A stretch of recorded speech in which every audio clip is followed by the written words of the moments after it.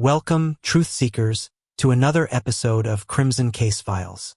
Before we delve into the darkness, make sure you're subscribed and have hit that notification bell so you don't miss a single detail of the chilling stories we uncover. Tonight, we unravel a case that will chill you to the bone. The Surgeon's Secret. It's the story of a brilliant doctor, a devoted wife, and a love so twisted it ended in unimaginable brutality. Join us as we piece together the story of Dr. Alastair Finch, a man who took an oath to save lives, but instead took one apart in the most horrific way imaginable, all for a love that should never have been.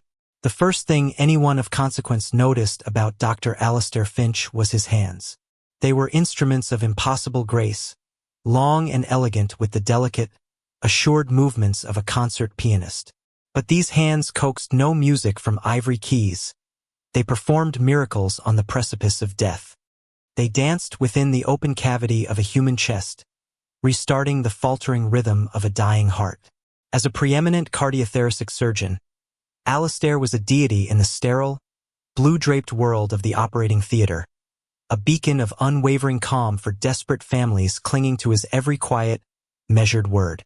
His tranquil demeanor and unshakable confidence were legendary at St. Jude's General. Colleagues, with a mixture of awe and intimidation, often joked that he had ice water, not blood, flowing through his veins.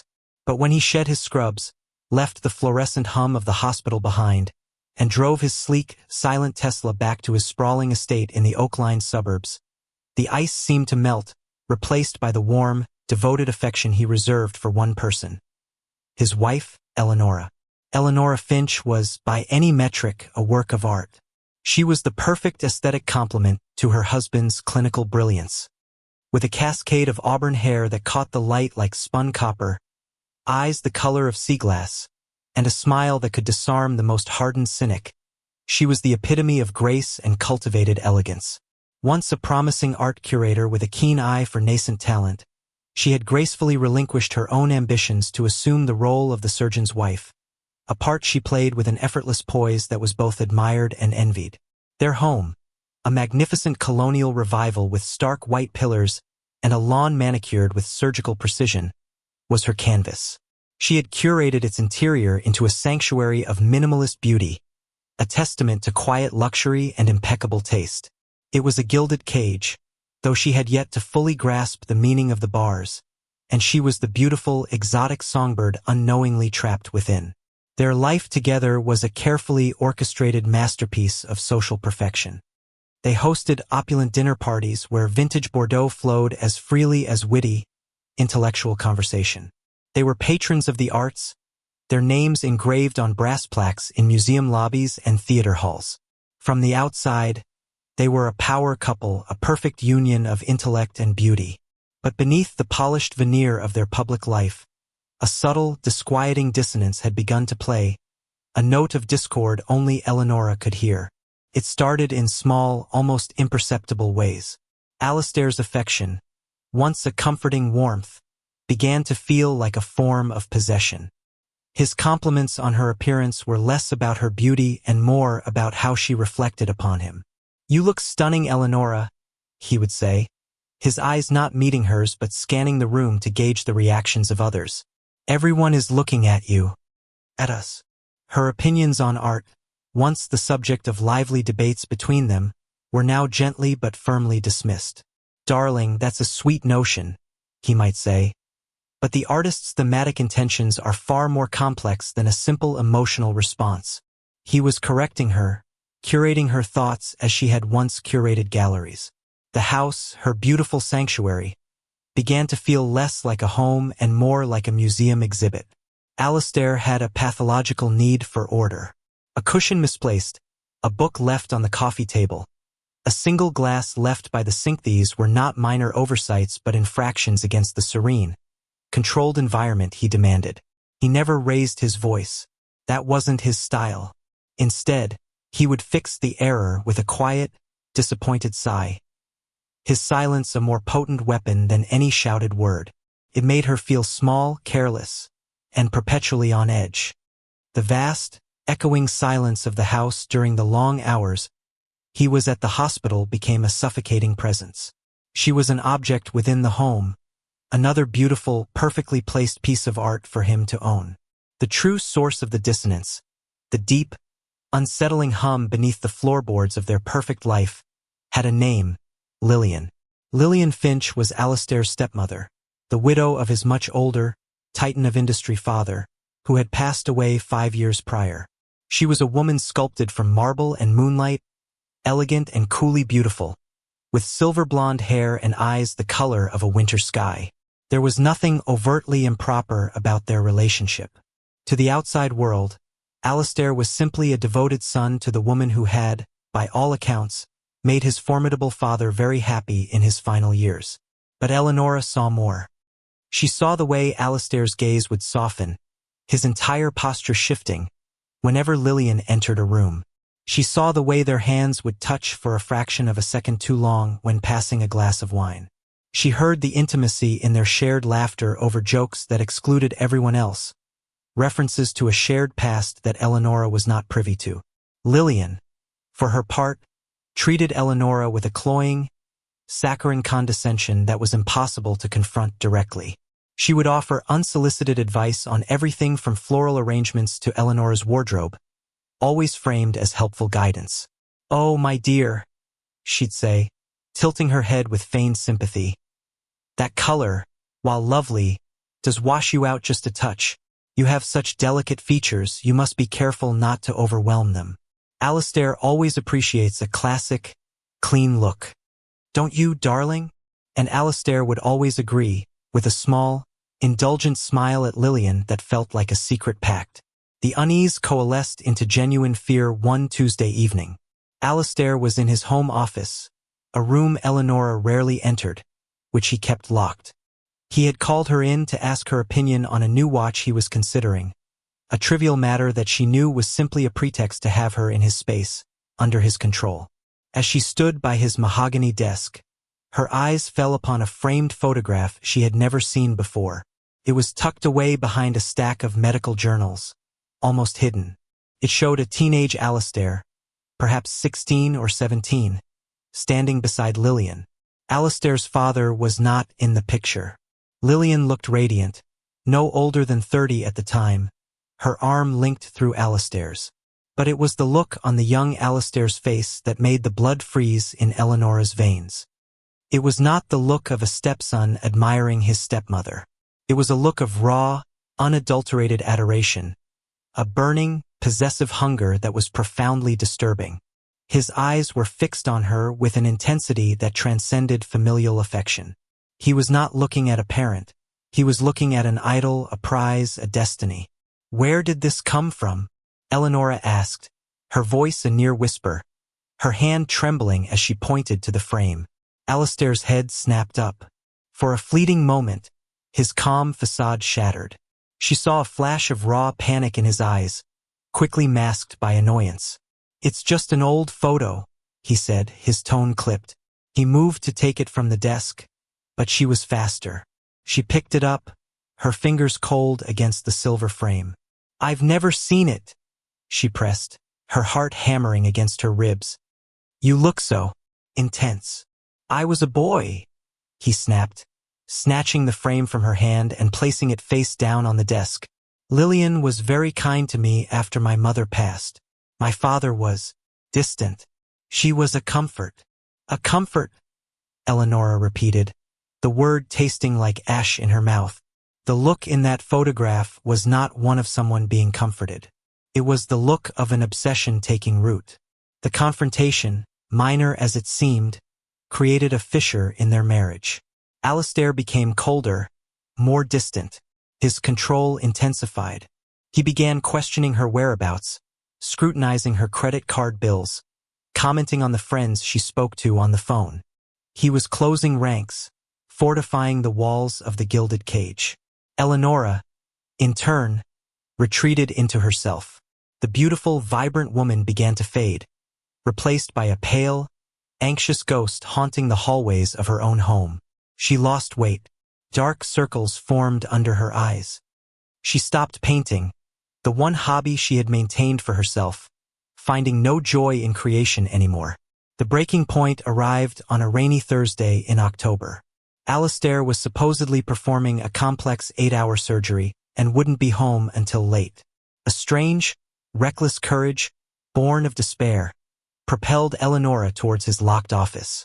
She remembered seeing him once punch in the code, his long fingers moving in a practiced rhythm. She had watched, half-consciously, from the hallway. She tried the combination she thought she remembered. 1-8-4-8. The year his father was born. The lock clicked open. The room was as immaculate as an operating theater. Not a pen was out of place.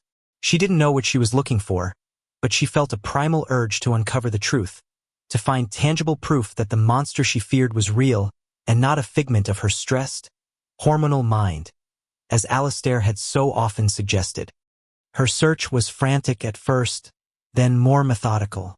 She opened desk drawers, finding only neat files of financial documents and medical papers. She scanned the bookshelves. Nothing. Then she saw it. On the bottom shelf, behind a row of thick, leather-bound anatomy textbooks, was a dark green lacquered box. It was not locked. With trembling hands, she lifted the heavy lid. The contents stole the air from her lungs. It was a shrine to Lillian. There were dozens of photographs, many of them candid shots Eleonora had never seen, of Lillian on a boat, Lillian laughing at a party, Lillian asleep in a garden chair. Tucked beneath the photos were other items. A dried gardenia, Lillian's favorite flower. A silk scarf that still carried the faint, heady scent of her perfume. And then the letters. They were written in Alistair's neat, precise script, on his personalized stationery. But they weren't addressed to Lillian. They were unsent. They were a journal, a chronicle of his obsession. The entries dated back years, even before his father had died. He wrote about her with a terrifying, poetic fervor. He described the way her hair caught the afternoon light, the musical cadence of her laugh, the scent of her skin. He detailed his jealousy of his own father. He wrote of his dreams, feverish and unsettling, in which he and Lillian were together. The most recent entries were the most chilling. They were about her, about Eleonora. October 5th. Eleonora is an obstacle. A beautiful, fragile, and utterly inconvenient obstacle. She stands between me and the quiet, perfect peace I deserve. The life I should have. With Lillian. October 12th. She knows. I see it in her eyes. The fear. The suspicion. She looked at the photograph today. It was a mistake to leave it out. My precision is failing. This cannot stand. A problem that cannot be managed must be removed. It must be excised. Cleanly. Completely. October 19th. The solution presents itself as it always does in logic. In methodology. Passion is for lesser men. For butchers. What is required is the steady hand of a surgeon. A removal of diseased tissue to save the whole. She is the disease. I am the cure. Eleonora dropped the letters, her hands flying to her mouth to stifle a scream. The neatly written words were a death sentence. The man she had married, the brilliant healer, the god in the operating room, was a monster. The ice in his veins was not a metaphor. It was a chilling reality. This wasn't just a sick infatuation. It was a methodical madness, and she was the diseased tissue he planned to excise. She stumbled back from the desk, her mind racing. She had to leave. Now, she couldn't pack, couldn't take anything. She just had to run. She turned, her heart a frantic bird beating against the cage of her ribs, and ran from the office. As she reached the grand foyer, her hand on the heavy oak door, she heard a sound that made her entire body go rigid with terror. It was the soft, almost silent hum of a Tesla pulling into the driveway. The surgery had been cancelled. He was home. The front door swung open, and Alistair stood there, silhouetted against the gray, rainy dusk. He held a black umbrella in one hand, his medical bag in the other. He didn't seem surprised to see her standing there, her face a mask of pure horror. He simply closed the door behind him, the heavy thud echoing the final beat of her old life. He looked at her, his eyes devoid of any emotion she could recognize. The mask of the devoted husband was gone. leaving behind the cold, clinical gaze of the surgeon assessing a problem. "Eleonora," he said, his voice as calm and steady as if he were about to begin a routine consultation. "You've been in my office." It wasn't a question. It was a diagnosis, and as he took a slow, deliberate step towards her, she knew, with a certainty that was absolute and soul-shattering, that the surgeon had decided it was time to operate. The seconds stretched into an eternity in the marbled silence of the foyer. The rhythmic ticking of the grandfather clock in the hall was a metronome counting down the final moments of Eleonora's life. Rain lashed against the tall, mullioned windows, a frantic, weeping sound that mirrored the silent scream trapped in her throat. She could see the reflection of her own terrified face in Alistair's placid, gray eyes. There was no anger there, no rage. There was only a profound and terrifying stillness, the absolute calm of a man who has made a decision and is now simply proceeding to the next logical step. "Alistair, please," she whispered, the words barely audible. She took a reflexive step backward, her hand fumbling behind her for the doorknob she had just released. It felt a universe away. "Please what, my love?" he asked, his voice a soft, reasonable murmur. He set his medical bag down on the floor with a soft thud and began to slowly, methodically unbutton his coat. "Please don't be alarmed. Please don't be hysterical. You went into my private space. You read things that were not meant for you. That was a boundary violation, Eleonora. You know how I feel about boundaries." His use of clinical, therapeutic language was a masterstroke of psychological terror. He was framing her discovery of his murderous intent as a social faux pas, a breach of etiquette. He was gaslighting her even as he prepared to extinguish her. "You're sick," she managed to say, her voice gaining a tremor of strength from sheer terror. "Those letters. Alistair, that's not love. It's a disease." A flicker of something annoyance perhaps crossed his features. "You mistake pathology for purity," he corrected her, slipping off his coat and draping it neatly over a nearby chair. "What I feel for Lillian is the most rational thing in my life.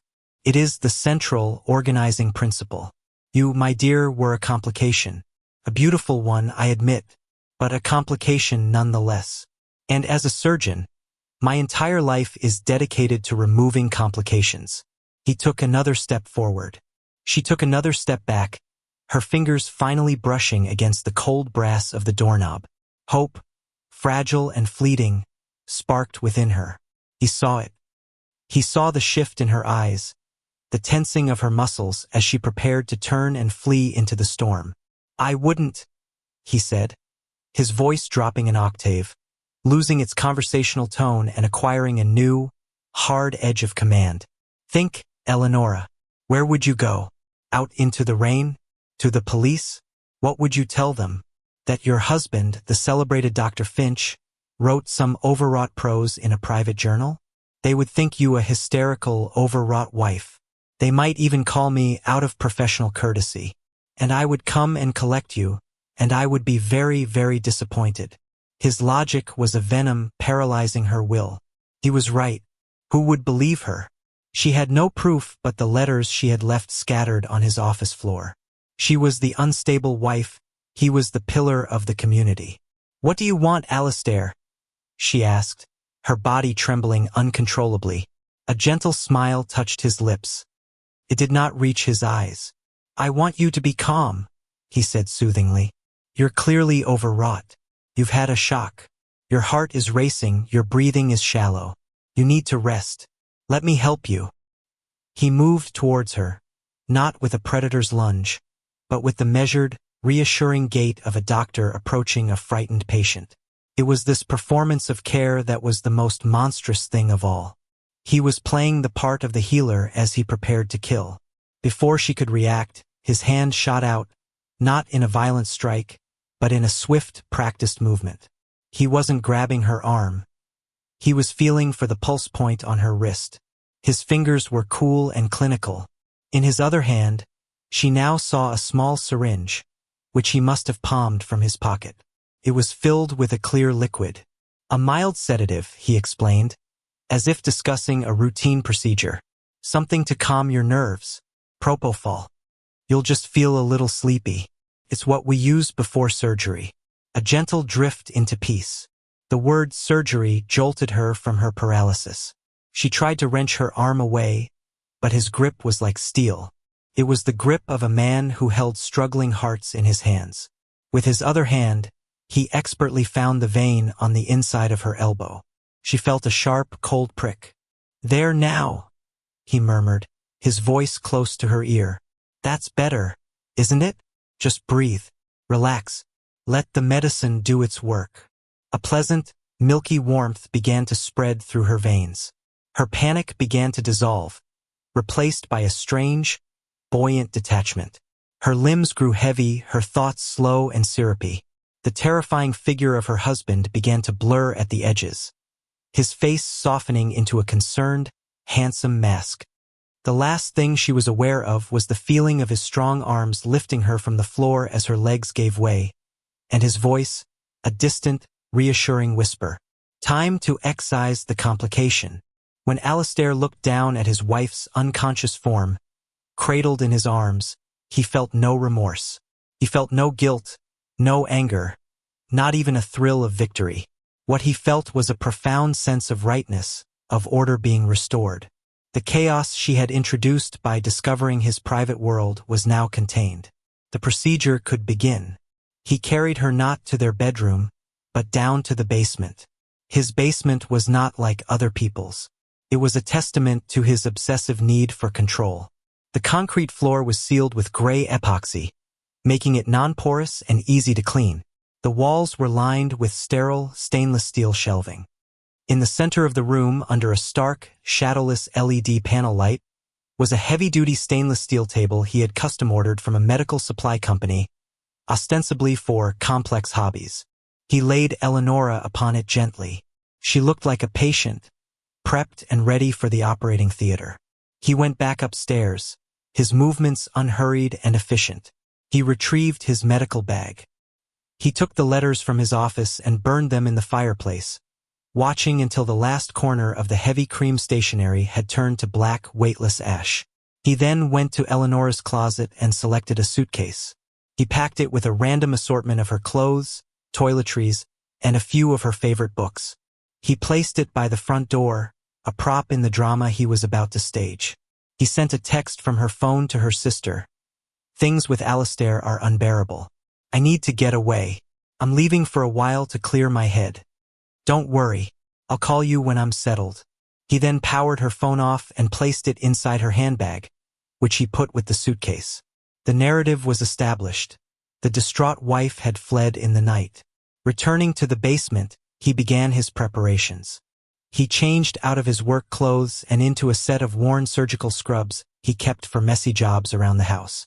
He put on a pair of disposable shoe covers, a waterproof apron, rubber gloves that went up to his elbows, and a clear face shield. He was no longer Alistair Finch, the husband. He was Dr. Finch, the surgeon. And this was his operating room. He laid out his tools on a small rolling cart. They were not the crude implements of a butcher axes or saws. They were his instruments, the fine, gleaming tools of his trade. Scalpels of varying sizes, bone shears, forceps, retractors, a surgical saw with a high-torque motor designed for sternotomies. He had brought them home from the hospital piece by piece over the years, sterilizing them in the autoclave he had installed in his basement workshop. He had always known, on some subconscious level, that they might be needed for a procedure that could not be performed at St. Jude's. He administered a second, lethal injection into Eleonora's arm, a combination of a paralytic and potassium chloride to stop her heart. It was quick, painless, and forensically difficult to trace without a specific toxicology screen, which no one would think to order for a woman who had simply disappeared. He watched the life drain from her with the detached curiosity of a scientist observing a chemical reaction. Her chest rose and fell one last time, a shallow, final sigh, and then was still. The complication was removed. Now came the disposal. What followed was a work of horrific, methodical precision. He turned on a portable speaker and put on a recording of Bach's cello suites, the same music he listened to during complex surgeries. The complex, Mathematical beauty of the music focused his mind, insulating him from the grim reality of his task. He approached his wife's body with the same dispassionate focus he would an anonymous patient on his table. He saw not the woman he had married, but a problem of anatomy and mass. He made the first incision with a practiced, steady hand. There was no hesitation. His mind, trained for years to see the human body as a map of systems and structures, took over. Follow the lines of disarticulation, he thought, his brain a cool, detached narrator, separate at the joints to minimize bone fragmentation. The torso is the most problematic element. It will require bisection along the spinal column. He worked for hours under the harsh white light, the only sounds the relentless, elegant sorrow of the cello, the soft whir of the bone saw, and the wet, clinical sounds of his work. He was not a monster in a fit of rage. He was an expert craftsman engaged in a difficult, intricate project. He thought of blood vessels to be cauterized to minimize spillage, of muscle groups to be separated along their facial planes. He packaged each piece neatly in thick, black contractor bags, using a vacuum sealer to remove the air and compress the contents. It was a disassembly line of the human form, executed with the chilling efficiency of a master of his craft. When he was finished, the stainless steel table was bare. Before him were 10 black, anonymous packages. The final stage of the procedure was the cleanup, and here, his obsessive nature served him perfectly. He worked with a meticulousness that would have impressed a crime scene investigator. He gathered all the disposable materials, gloves, apron, shoe covers, and bagged them separately. He used a solution of bleach and other chemical agents to scrub every surface in the basement. The table, the tools, the floor, the walls. He paid special attention to the floor drain, pouring gallons of corrosive chemicals down it to obliterate any trace of organic matter. He disinfected his tools and placed them back in their cases. He took a shower, scrubbing his skin raw, removing any trace evidence from his body. By 4 a.m., the basement was once again a pristine, sterile space, smelling faintly of bleach. The house was quiet, save for the ticking of the clock. The suitcase and handbag sat by the front door, silent witnesses to a fabricated departure. He loaded the black bags into the trunk of his car. They were heavy and awkward, difficult weight. He drove through the pre-dawn stillness, the empty streets slick with rain.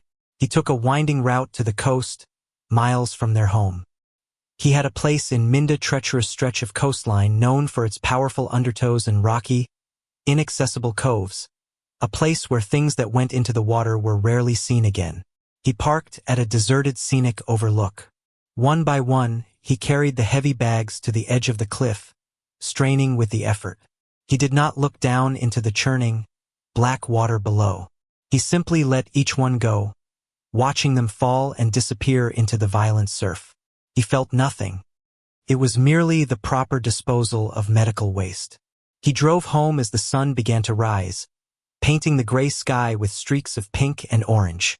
He returned to the silent, empty house. He made coffee. He read the morning paper. At 8:30 a.m., precisely on schedule, he called Eleonora's sister. His voice was a masterpiece of controlled distress. He was worried, he said. He and Eleonora had had a terrible argument the night before. He had woken up this morning to find her gone. Her suitcase was missing, her car was still in the garage. She'd sent a strange text. Had she heard anything? Eleonora's sister, already primed by the text message, responded with predictable sympathy and concern. She promised to call everyone, to let him know the moment she heard anything. Alistair played the part of the distraught, abandoned husband to perfection. For 2 days he maintained the facade. He called her friends. He left worried voicemails on her phone. He spoke to her parents, his voice thick with feigned emotion.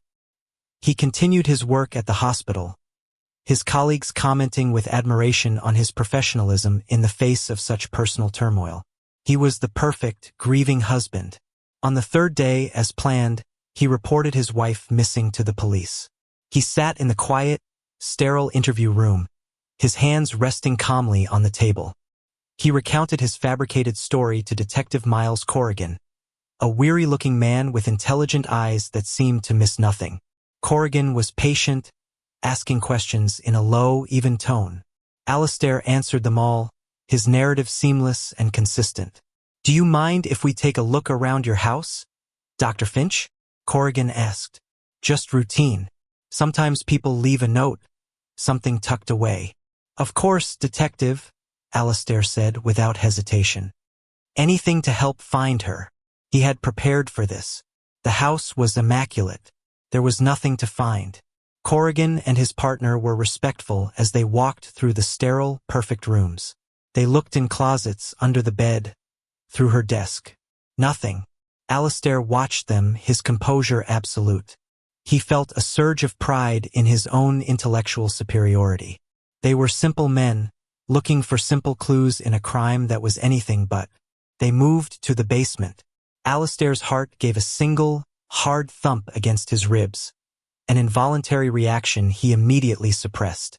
The air still smelled faintly of bleach. "Strong cleaning products, Doctor," Corrigan observed, his gaze sweeping across the spotless floor. "I'm a surgeon, Detective," Alistair replied smoothly. "I believe in sterility. And Eleonora, she wasn't always as tidy as I would like. I was feeling anxious after she left. Cleaning helps me think." It was a perfect explanation.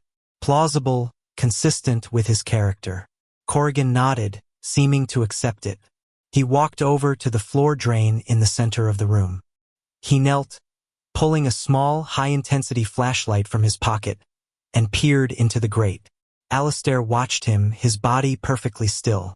It was impossible. He had flushed it with gallons of chemicals. There could be nothing left. Corrigan stood up slowly, a thoughtful expression on his face. "You know, Doctor," he said, his voice casual, "it's funny about drains. People think you can wash anything away. But things get caught. In the P-trap. Little things the water doesn't always carry through." He gestured to his partner, who was carrying a forensic kit. "We're just going to take a sample from the trap. Routine, you understand." Alistair's mind raced. The P-trap. The one small detail, the one tiny variable in his otherwise perfect equation, that he had overlooked. He had focused on the surfaces, on what could be seen, and had forgotten the hidden mechanics beneath the floor. He maintained his calm facade, nodding his assent. "Of course, Detective. Do whatever you think is necessary." But as the forensic officer knelt and began to carefully unscrew the drain grate, Alistair Finch, the man with ice in his veins, felt the first cold drop of sweat trace a path down his spine. The net, invisible until this very moment, was beginning to tighten. And Detective Corrigan, who had turned to look at him, knew it too. A silent, knowing glance passed between the man accusation made and understood, even as the surgeon's perfect, placid mask remained firmly in place. The forensic analysis of the contents from the basement P-trap was expedited. Detective Corrigan had a hunch, a gut feeling honed by 2 decades of seeing through lies, that the placid surgeon was a predator hiding in plain sight. The faint but persistent odor of bleach in the basement wasn't the smell of a worried husband tidying up. It was the smell of erasure. 2 days later, the lab report landed on his desk. His hunch had been an understatement. The sample contained microscopic traces of human tissue, blood, and bone fragments. More damningly, it contained a single strand of hair, long and auburn. DNA analysis confirmed the biological material belonged to Eleonora Finch. The trace evidence was minimal, a testament to the perpetrator's meticulous efforts, but it was enough. It was the microscopic crack in Alistair's perfect, sterile world. Eleonora Finch hadn't just disappeared. She had been violently, methodically erased from existence inside her own home. With the forensic report providing probable cause, the investigation escalated dramatically. The search of the Finch residence was no longer a polite walkthrough but a full-scale forensic invasion. A team armed with luminol and black lights descended on the house. In the basement, the chemical spray revealed what bleach and scrubbing had failed to entirely eliminate. Under the unforgiving blue glow, faint, ghostly patterns of blood spatter appeared on the lower parts of the walls, and near the base of the custom-built steel table the faint signature of a brutal, high-velocity event. Alistair's sterile workshop was revealed to be a slaughterhouse. The investigation radiated outwards. Corrigan began piecing together the psychological puzzle of Dr. Alistair Finch. He interviewed colleagues at the hospital, who spoke of Alistair with a reverential awe. They described him as a genius, a man of unparalleled focus and emotional control. "He's more machine than man in the ore," one resident said. "Nothing rattles him." This portrait of superhuman composure, intended as a compliment, painted a more sinister picture for Corrigan. He spoke to Eleanor's friends and family. A different image emerged. They spoke of a vibrant, passionate woman who had become withdrawn, anxious, and sad in recent months. Her sister tearfully recounted phone calls where Eleanora had described Alistair's suffocating control, his dismissiveness, his strange and uncomfortable closeness with his stepmother, Lillian. The fabricated text message, which had initially seemed plausible, was now reread in a chilling new light. It was the killer's first attempt to control the narrative. Alistair, for his part, remained unervingly calm. Brought in for a second interview, he was confronted with the forensic evidence from his basement. He didn't rage or panic. He deployed his intellect as a defensive weapon. "Trace evidence of my wife in our own home?" he said, raising a skeptical eyebrow. "Detective, are you truly surprised by this? A woman can cut herself shaving her legs, have a nosebleed, shed hair. To suggest this is evidence of foul play is a remarkable leap of prosecutorial fantasy."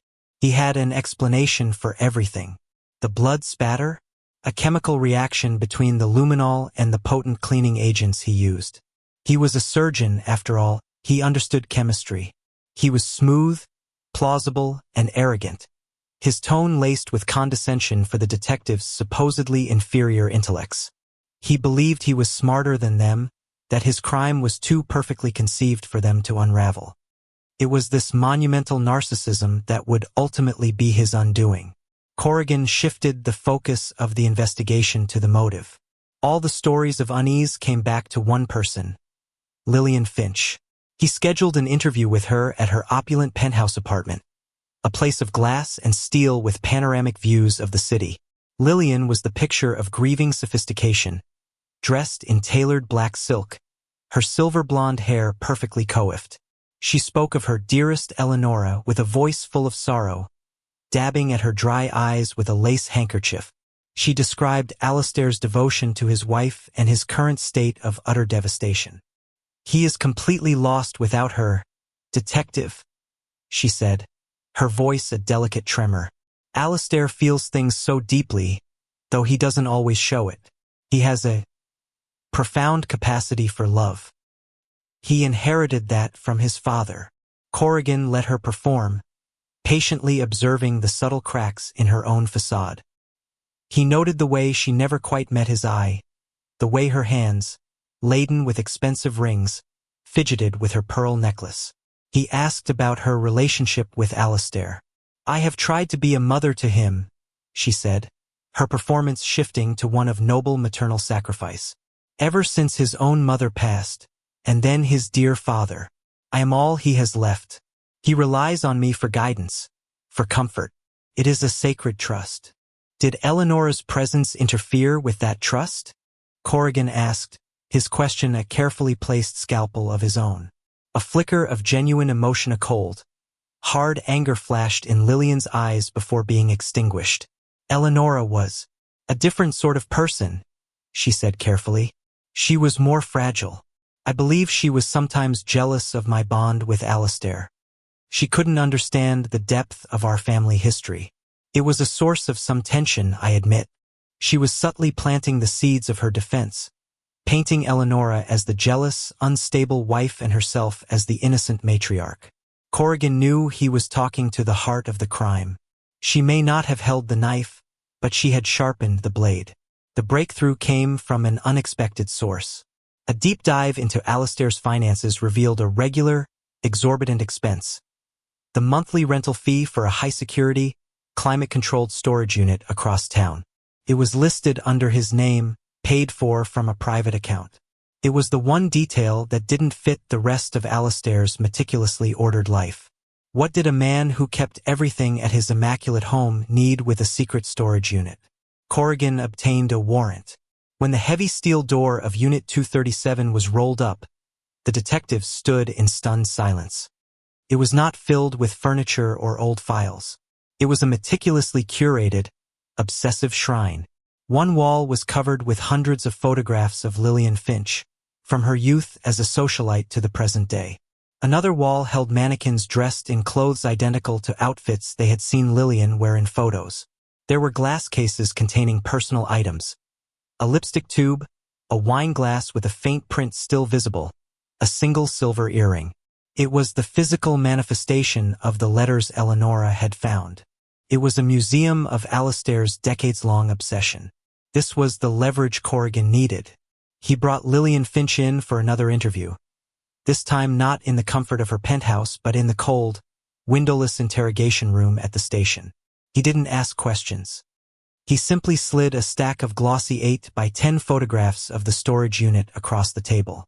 Lillian stared at the images, her mask of tragic composure dissolving into a rictus of shock and revulsion. She saw the mannequins wearing her clothes, the blown-up candid photos of herself, the sheer, deranged totality of his fixation. "This is Alistair's obsession, Lillian," Corrigan said, his voice quiet but firm. "This is his motive. He didn't kill Eleonora because she was leaving him. He killed her for you." He excised the complication to clear the path. "Now, a jury is going to hear this story. They will see these photos, and they will have to decide what your role was. Were you the innocent object of a madman's obsession? Or were you the manipulator who encouraged it? The one who complained about the fragile wife, knowing full well how your devoted Alistair would interpret your words? Accessory to murder carries a very long sentence." He let the words hang in the air. He saw the cold calculation return to her eyes. Lillian Finch was a survivor above all else. She had married a wealthy, powerful man twice her age to secure her future. She had enjoyed the godlike devotion of her stepson, but she would not go to prison for him. "He was delusional," she said, her voice suddenly strong, shedding its affected fragility. "He twisted everything. I told him Eleonora was unhappy, yes. I worried for her. I suggested she might be better off if she left him, for her own well-being. I would never." She began to weep, but this time, the tears seemed genuine tears of fear for her own fate. She turned on Alistair completely, painting him as a disturbed, obsessive stalker from whom she too was a victim. She recounted conversations, twisting his words of devotion into threats, his gifts into unwanted advances. She gave them the narrative they needed, a clear and damning portrait of Alistair's pathology, all to save herself. She was the serpent in the garden, and having tempted the man to his fall, she was now pointing her finger in accusation. Corrigan had what he needed. He brought Alistair in for one final interrogation. Alistair walked in with the same arrogant confidence, unaware of the betrayal that had just occurred. Corrigan didn't show him the photos from the storage unit. He didn't present the forensic timeline. He played his final card. He placed a speaker on the table and pressed play. Lillian's voice filled the room, clear and condemning, from the recording of her official statement. "He was not well, he was dangerously obsessed. I feared what he might do. I told him to get help, but he wouldn't listen. He saw Eleonora as a rival for my affections, which is just insane." Alistair sat frozen, his face a blank canvas. As Lillian's voice detailed his deranged behavior, his unwanted attentions, a visible change occurred. The mask didn't just crack. It shattered into 1,000 pieces. The perfect control, the godlike composure, the intellectual superiority, it all evaporated, revealing the raging, wounded narcissist beneath. The foundation of his entire existence, the purity and logic of his love for Lillian, was a lie. She had not been his partner in a grand destiny. She had been a puppeteer, and he had been her willing, murderous puppet. And now she had cut the strings. "She's lying," he whispered, his voice hoarse with disbelief. "Is she?" Corrigan asked softly. "She loved me," Alistair roared, slamming his fists on the table, the sudden explosion of violence shocking after his days of icy calm. "It was all for her. She wanted Eleonora gone. She complained about her constantly, how she didn't fit, how she was a weight on me. She knew. She always knew. It was over." The confession, born not of guilt but of narcissistic rage at being abandoned, tumbled out of him. He justified the murder, describing Eleanor's death as a necessity, a illogical solution to the problem Lillian had presented him with. In his ranting, he inadvertently filled in the final, gruesome details, including the disposal of his wife's body off the coast at Devil's Head Point. The trial of Dr. Alistair Finch was a media sensation. The handsome, brilliant surgeon who dismembered his wife became the subject of lurid headlines and true crime podcasts. His defense team attempted an insanity plea, citing his obsessive-compulsive disorder and delusional fixation on his stepmother. But the prosecution, led by Corrigan's meticulous investigation, painted a picture not of a madman, but of an arrogant, narcissistic killer who planned and executed a perfect crime, failing only due to his own hubris. He was found guilty of first-degree murder and sentenced to life in prison without the possibility of parole. Lillian Finch was never charged. With no direct evidence of her complicity, she remained the tragic, innocent victim in the eyes of the law, a portrayal she cultivated with masterful skill in televised interviews. She sold her story to a magazine for a seven-figure sum. The last time Corrigan saw Alistair Finch was at the sentencing. The surgeon's brilliant hands, which had saved so many lives and taken one so brutally, were shackled. The look in his eyes was no longer one of superior calm, but of hollowed-out emptiness. He hadn't just lost his freedom. He had lost the central, organizing principle of his life. His God had betrayed him, and for a man like Alistair, that was a fate far worse than any prison.